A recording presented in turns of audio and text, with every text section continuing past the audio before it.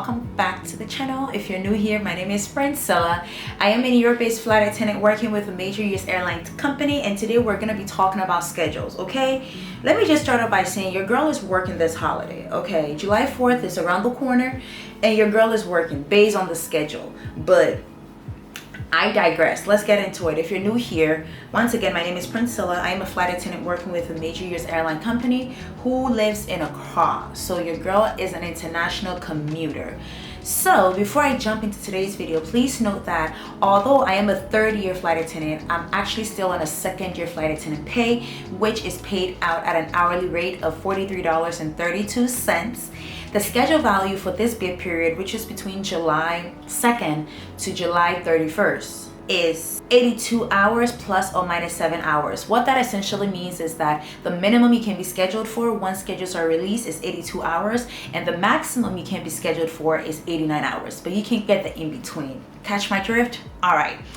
The next thing to note is that once again, the bid period for this July schedule is July 2nd. Take note, it's July 2nd and not July 1st because July 1st is part of June's bid period. And lastly, based on where I am based, there's a lot of base in this conversation, but based on where I'm based, our schedules get released on the 18th of every month. Let's jump into what your girl bid for. So the first thing that I bid for, which I always bid, is my schedule value, the total amount of hours that I want to be scheduled, which is 45 hours. The next thing is that I bid for carry out hours, which is that when schedules are being released, I wanted a trip that started in July but continued into August. So although at the time when schedules are released, those hours will be part of July, once schedules are released, those hours will then count towards August. So essentially, it's a way to get more days off in the month and still get scheduled hours as well. Catch my drift. So let's say, for example, I bid for carry out hours of, let's say, 10 hours, right? And I hold that request. What that means is that when schedules are released and I get scheduled, let's say it's 80 hours, 10 of those hours, although it will show that 10 of those hours are part of the July bid as part of the 80 hours, once schedules are released, that 10 hours will then carry over to August and become part of August's schedule value, giving me at a start 10 hours for August. So it counts for both months in a way. The third thing that I bid for are my days off. I always bid for Friday, Saturday, Sunday, Monday off. In New York, I'm partially able to hold it. Personally, I don't mind working weekends. It's just that I want flexibility, and the only way for me to get flexibility is to be able to forget about the kind of trips that I want and just get weekends off. So I gotta choose one, and I'm not ready to go to war with anybody about it, okay? I just make my bids simple and clean. That's all I'm in for. The other thing is, because we are in the holiday season for July, or because there is a holiday in July, July 4th, I bid for July 4th off, right? But the question is, was your girl able to hold it? Were we able to hold it? That's a conversation for another day. Unfortunately, July 4th this time around fell on a weekend. So, or fortunately, it's kind of good, because essentially what that means is that because July 4th fell on a weekend, even if I get scheduled on July 4th, that would also suffice for my weekend of work.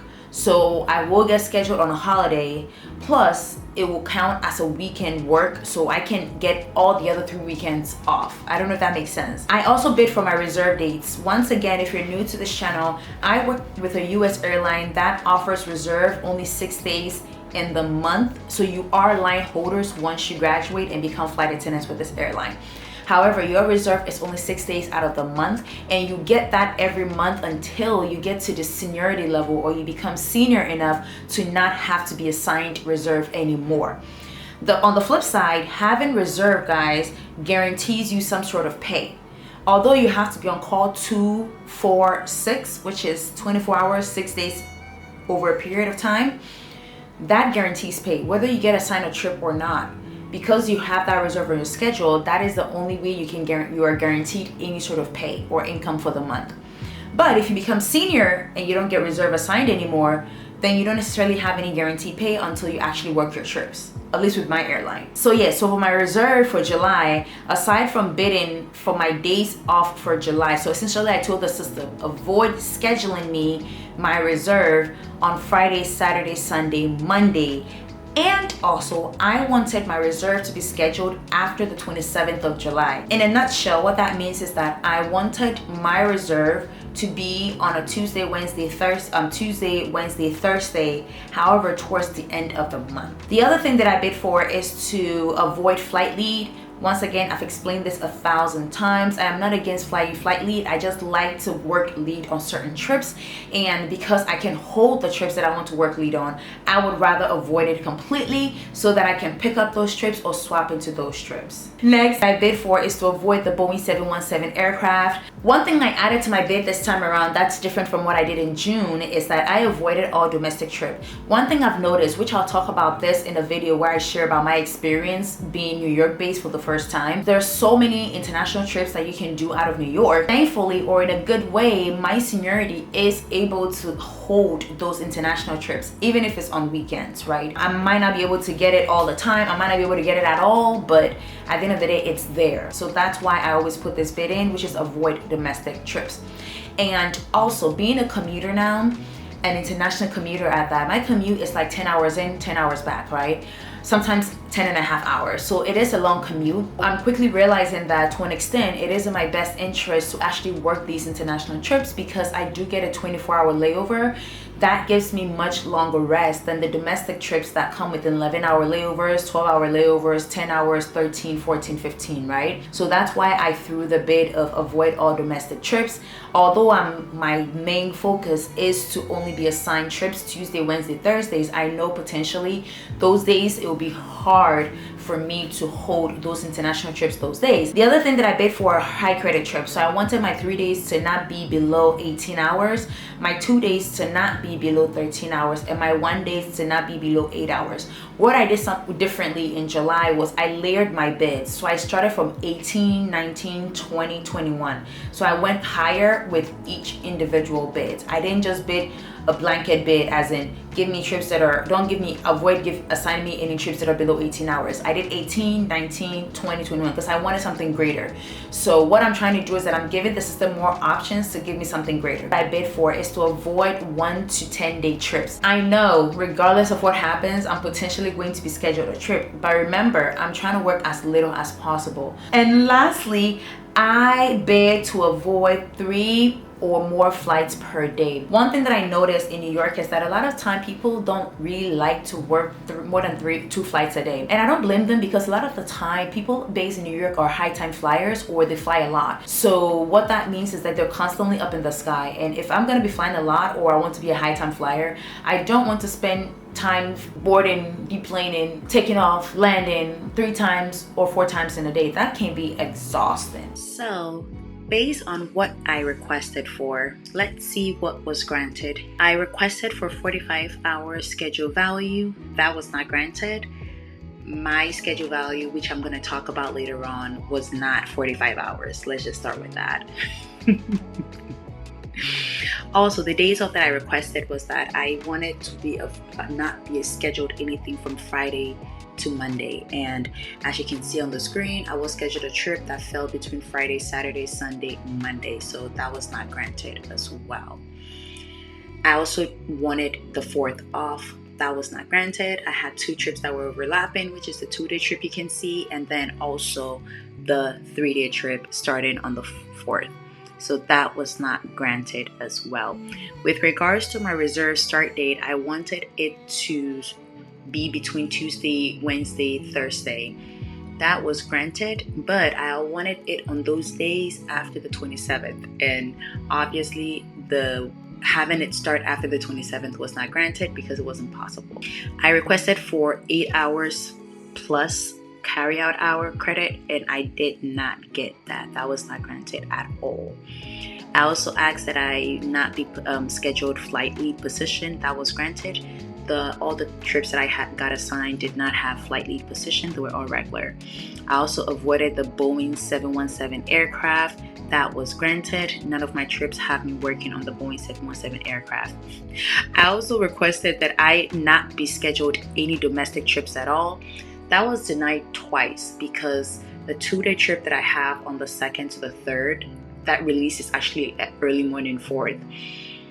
is a domestic trip. The one on the 14th to the 16th is also a domestic trip. So, but the trip on the 4th to the 6th was actually Paris. So with regards to the trip, high credit trips, those were denied because all the trips that I got assigned, except for the 3-day trips, were below the credits that I wanted. I wanted 18 and above, and the 3-day trip I had for Paris was 16 hours, and then the trip that I had on the 14th, I think, was also about 16 hours too. But I'm gonna go more into detail with regards to the credit.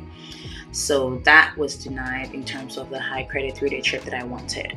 But with regards to the 2-day trip that I wanted 13 hours and above, and the credit that I have on the 2nd for the trip on the 2nd and to the 4th is actually above 13 hours. So that was granted for sure. With regards to 1-day trips, I wanted high credit 8 hour plus. That was granted because no 1-day trip that I was assigned I wasn't assigned any 1-day trip at all. So that was granted. I asked that I not be scheduled anything at all, any trips at all. And that was denied 3 times because, as you can see on my calendar, I have a 2-day trip and a 3-day trip. So clearly they scheduled me something anyway. The other thing was that the last thing actually was me requesting that I not be scheduled any trips that had more than 3 flights per duty day, and that was granted. All the 3 trips that I got assigned did not have me working more than 2 flights a day. So it was pretty much basic and simple. My report sheet is like very short. I did not ask for much, so nothing really happened. But now that we know what was granted and what was not granted, let's delve deep into the nitty-gritty of the actual schedule. Let's talk about the money part, okay? So before I move to that though, take note that based on whatever I got scheduled, I currently have 16 days off for July. That is if I decide to keep everything as it is and I do not make any changes and I decide to work exactly what I have. I also happen to have about 3 weekends off, and I'm working 1 weekend, which is not a bad idea at all. I actually like the fact that it's at the beginning of the month that I'm working on the weekend. All right, so as you can see on the screen, guys, I got assigned 1 2-day trip, 2 3-day trips, and my 2 sets of reserve. This schedule is actually not bad at all considering what I've had in the past. Based on what you can see, instead of having 3 sets of 3-day trips, I actually got 2 and a 2-day trip. Plus, I'm starting off getting scheduled 1 day less than I did in the previous bid month. So that's a good sign to begin with. So let's start from the top.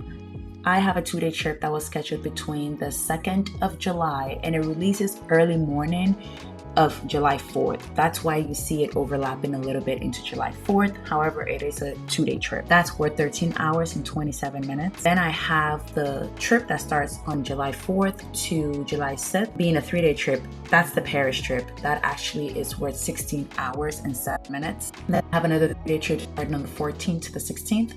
That is worth 16 hours and 57 minutes. And then I have a reserve that's between the 21st of July to the 23rd of July. That's worth 14 hours and 15 minutes. And the second set of reserve is between the 28th to the 29th of July. That's worth 14 hours and 15 minutes. These are the trips. This is all I got. This is how my schedule popped up. Let me know in the comment section below if you think it's good enough. Is it good? Is it passing the vibes check? How is it? Let me know. But in total, I was assigned 75 hours, which is, I believe, about 5 hours or more less than what I previously got assigned in June. So that's a good sign. For summer, it's actually pretty low because remember I told you all that the schedule value, I believe, was set at 82 hours plus or minus 7 hours. What that means is that the minimum I could have been scheduled for was going to be 82 hours minus 7 hours, and then the maximum would have been 82 plus 7 hours. So essentially I got assigned the minimum, which was 75 hours. I also ended up with 16 days off, which means I will be working 14 days out of the month. So I'm working approximately 2 weeks and I have 16 days off as well. This is not a bad schedule if you ask me. If I lived at base, this would have been perfect. Now that we've talked about the hours, let's go in and talk about the money. Based on the monetary values of these trips, the 2-day trip that I have, that is worth 13 hours and 27 minutes between the 2nd of July to the 4th of July, is worth $737.92. Me working Paris is going to earn me $891.89. The 3-day trip that I have, between the 14th to the 16th is also worth $915.88. And the reserve that I have are both worth $617.31 each. Do you guys remember back when I started when my reserve was worth like $400 or something? We have come far, okay? I think it was worth like $400 or something like that, but I can't even remember. It feels like decades ago. But yes, these are the monetary value for each individual item on my schedule. Bear in mind that these do not include boarding pay. Boarding pay is added on to our pay once we actually work the trip. But with my boarding pay, it's not extremely high. Plus, I do have a bi-weekly pay series where I talk about my bi-weekly paycheck, where I go into detail about what I actually earn as I work my trips. So you would get that detailed information of my actual take-home pay from there. So please check out that series as well. It will be starting in June. Based on what I was scheduled right when schedules were released, I ended up with 75 hours being scheduled, which is the minimum I've had ever since I came back, right? So it's been good. And then the total monetary value of my schedule was worth $3,780.31. This is gross pay, not net pay. Also, I ended up with 16 days off. So my question is, in your opinion, being a flight attendant who is a third-year flight attendant, however, still on second-year flight attendant pay of $43.32, is this worth it? Working 75 hours out of the month and making close to $4,000 with 16 days off. So essentially, you're working 2 weeks for almost $4,000. Is it worth it? Is it good in your opinion? What are your thoughts on my schedule? One tip that I do want to leave though for aspiring flight attendants or somebody who's new is that building your schedule or getting to the point where your schedule is able to get to how mine is right now takes time. Just note that when you're new, it takes time to get comfortable to figure out what works for you. And it's okay for whatever works for you to change every month. That's the beauty of this job and the flexibility that we have, knowing that whatever life throws at you every month, you have the ability to control how you handle it because your schedule will potentially give you the room to do so. I will say that being New York based, it is hard to move things around. So right now, all I focus on being New York based is to swap with the system, unless somebody actually reaches out to me and tells me, hey, I want this and this for this, and it meets my needs. So after schedules were released, let me give you an update. Somebody actually reached out to me saying that they really needed certain days off, I believe. So they were willing to swap their reserve that they had on the 5th to the 7th for my 2-day trip and my Paris. The trips that I had on the 2nd to the 6th was actually pretty good. The 2-day trip had like an over 30-hour layover, and the 4th to the 6th is in Paris. So essentially I would have been spending 4th of July in Paris, which was great, you know. So once they took the whole 5 days and gave me a 3-day, I essentially earned an additional 2-day off. So I have 18 days off in July. Thank you all for watching today's video, and I'll definitely see you all in the next one. Bye-bye.